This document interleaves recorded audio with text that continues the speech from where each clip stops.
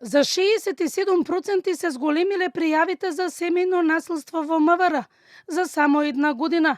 768 кривични дела поврзани со семејно наследство се регистрирани во периодот од почетокот на оваа година до крајот на мај, наспроти минатата година кога имало 460 пријави, објави министерот за внатрешни работи Панче Тошковски. И врсничкото наследство е во подем. За претходната учебна година евидентирани се 93 пријави на наследства во 64 училишта. По брза постапка поднесени се 62 пријави, при што за 37 лица е одредена мерка притвор, а за 39 мерки на предпазливост.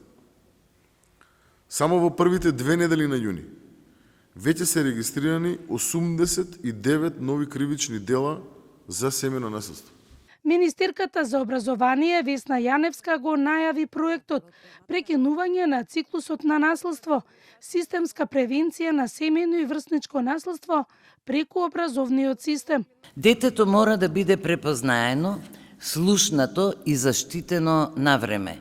Практично, ориентираната програма за обука, која ќе опфати современи психоедукативни пристапи, ја подготви Комората на психолози, за што сум ми многу благодарна. Дали сме министри или не сме, до последниот атом треба да бидеме за да ги спречиме ваквите случаеви, не да се бавиме со тоа кој ќе биде иден министер на колку биле и колку прошле и колку ќе има министри овде, се ќе зависи кој трак оставевме ние.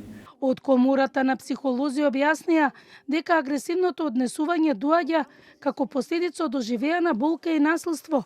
Опасно станува кога не се работи на овој проблем, кој може да продолжи со наследство и во следните генерации. Децата кои растат во средина каде што конфликтите се решаваат со страв, со закан или со физичка сила, може да го прифатат насилството како научен модел за решавање на сопствените конфликти. И ова е така наречен процес на трансгенерацијски пренос на наследство. Од следната недела ќе започнат обуки за училишните психолози, педагози и социјални работници во основното образование, со цел да се препознаат децата кои се жртви на наследство и навремено да се превземат соодветни мерки.